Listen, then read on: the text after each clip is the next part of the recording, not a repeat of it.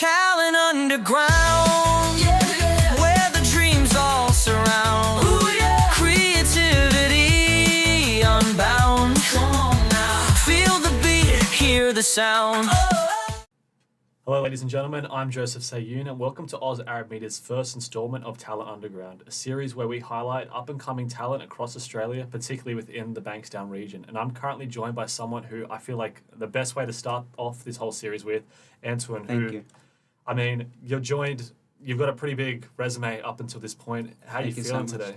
I'm feeling amazing. What about you? I'm pretty good, man. So, I mean, let's start at the top of it all. What inspired you to not only just make it to Australian Idol, but first start creating music?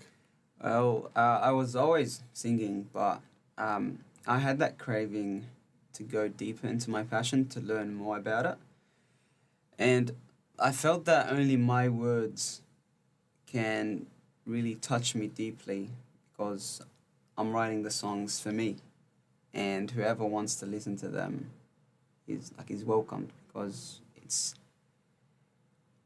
it means a lot. It's like my songs are my babies. So I felt like I needed to start writing. Yeah, I mean, definitely. And I feel like what better way to start than, I guess, a stage like that. What eventually made you to decide to apply for Australian Idol? It never crossed my mind, to be honest. I saw it when I was scrolling through Instagram. I saw it as an ad, and I was like, why not? I'll give it a try. And fun fact, my sister applied for me without me knowing, and how I found out was from a producer. He told me, we saw your name twice on the application. I was like, oh, interesting. I mean, and then obviously making it to that stage and stepping out in front of the judges would have been a huge experience. What did it feel like when you originally stepped out? It's always scary to step on a stage. You get butterflies, nerves. You feel like you're gonna vomit. Yeah. But there's always that zone where you get lost in when the music starts and your vocals take care of the rest. Your mind forgets and the body just reacts to how the music is played. Yeah. I always was like, I had that doubt in my head. What if they say no? What if they say yes, but I don't get a golden ticket, which that happened. And I felt like, what if my family didn't see my full potential as an artist and as a singer? But it turns out the opposite. When the episode aired, everyone was amazed of what I did and what the crew did with me.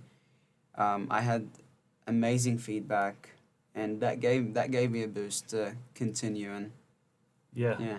I mean, it totally would have. You speak on your family and the influence that they would have had on you. Who were the biggest people in your life in that regard, and not just that from a family perspective, but also from a musical perspective? Who would you say are your biggest inspirations? So with my family, I've got my wife as well. She inspires me a lot to be who I want to be. She pushes me a lot.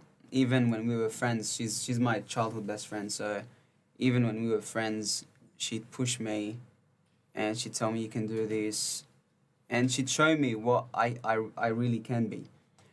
Other than her, my biggest influence was James Arthur. Ever since I saw him on, auditioning on X Factor, I think I was 12.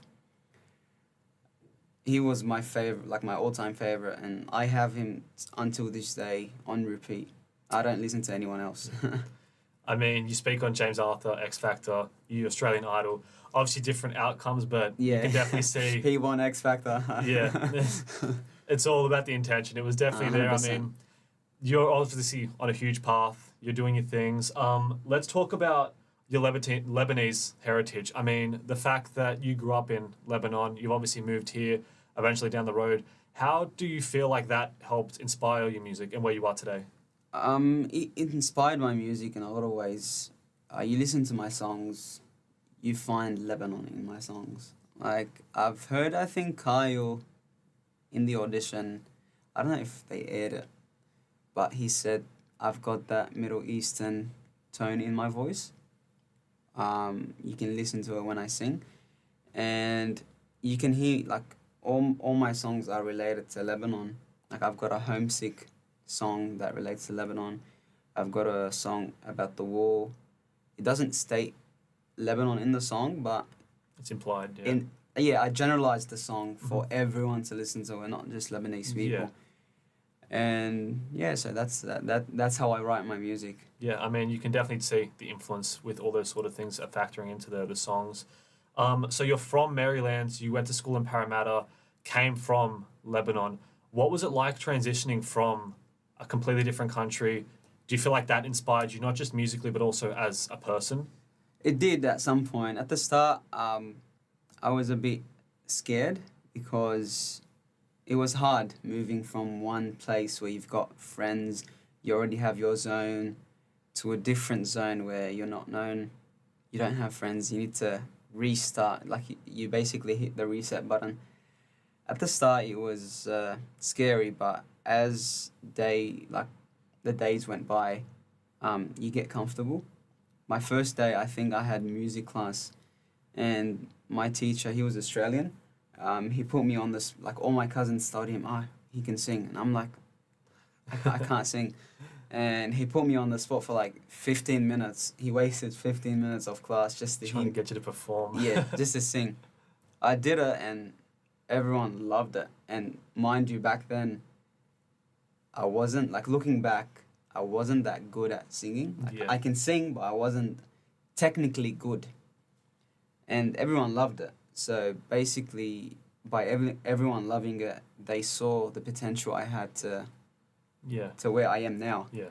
and where I'm going to be in the future. So it really helped. So obviously it wasn't a seamless transition, but it definitely seemed like a formative one. It helped build you, not just as a person, but also as a musician. So let's see from that perspective, what do you have in terms of new music coming out? Any live performances on the way? You can definitely expect more music. The next song I'm going to be releasing, it's going to be a breakup song. It's called For You. I'm going to be performing everywhere. I think next week I've got a live performance in Campsie at a cafe. And other than that, like I'm a person wherever life takes me, I go. And I'm always searching for better opportunities, new opportunities. And yeah, like I'll see, or everyone's going to see where I go from here. Yeah, I mean, this is definitely probably not the last we've heard of you. No. That being said, it's been a pleasure, Antoun. It's the pleasure's mine. Perfect way to kick off the Thank first you. episode of this. I mean, no Thank one you better. so much. It's been a great, and I mean, we'll see. Like I said, we're always here. We're definitely going to be here to support you. And the viewers, just want to tell them one last time where to find you on social media, just so they know. They can find me on Instagram, TikTok, under Antoun Music 12. They can find me on YouTube, Antoun, and they can find me on Spotify and Rami and Apple Music under Antoun. Yeah, awesome. Well, Antoun, it's been a pleasure. Definitely Thank not the you last so we've much. heard of you. Thank you so much for your time. And Thank you. that wraps us up.